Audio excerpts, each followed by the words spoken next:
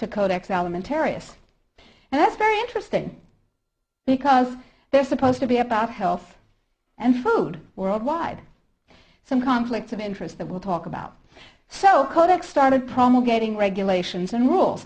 The World Trade Organization, you see, accepted Codex when the World Trade Organization was formed in 1994. Okay? They said, well, how are we going to decide trade disputes around food if we don't have a set of rules? I know. We'll accept the Codex Alimentarius rules.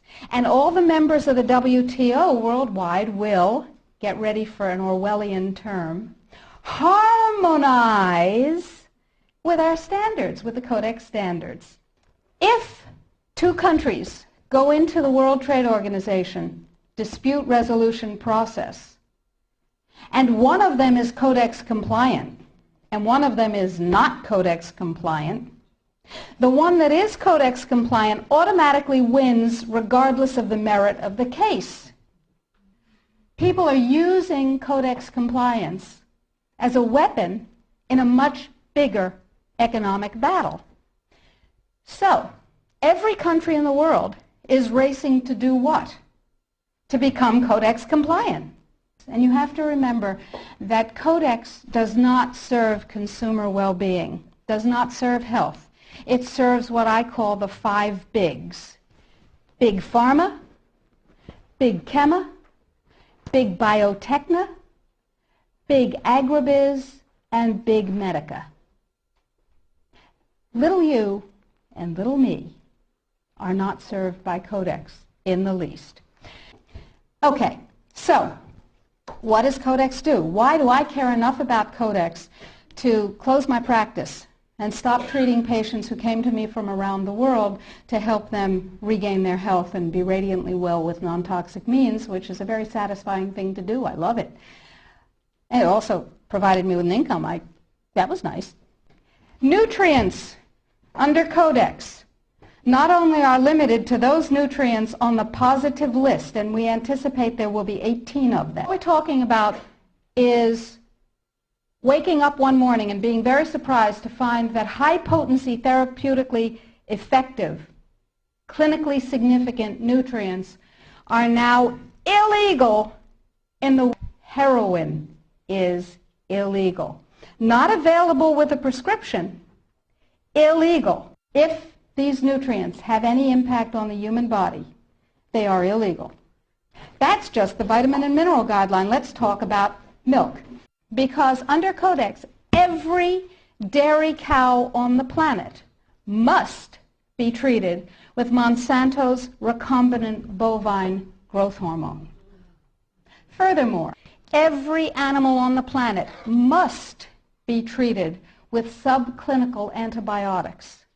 Must be treated with subclinical antibiotics and must be treated with exogenous growth hormones. Codex requires, mandates, that all food be irradiated unless it's eaten locally and raw. 9 of the 12 worst organic chemicals known are pesticides, not surprisingly, because they kill things.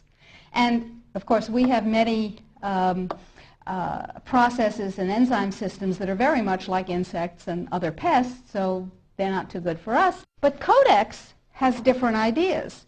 Codex has brought back 7 of the 9 forbidden POPs that 176 countries banned worldwide.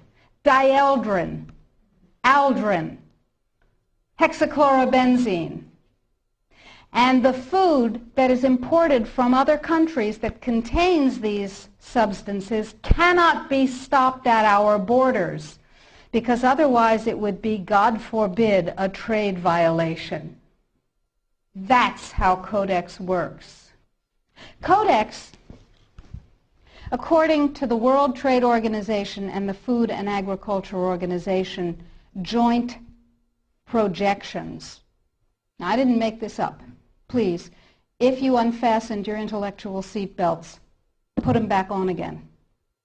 If you do the numbers, in the WHO FAO projections, the epidemiological projections, they estimate, not I, because what do I know?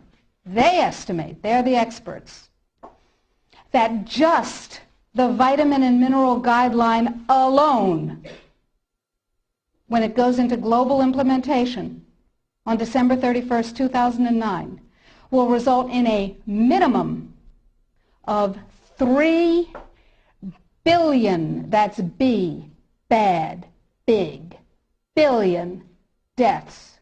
1 billion through simple starvation.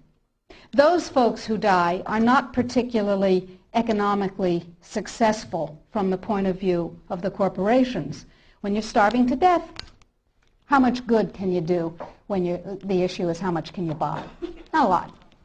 Forget them.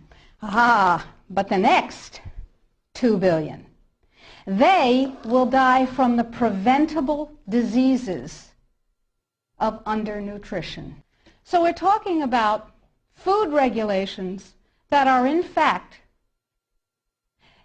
the legalization of mandated toxicity and undernutrition. It will be illegal if there's a famine in, wherever there's a famine, to ship high nutrient density biscuits to that country, and it will be illegal to distribute them. That's what we're talking about.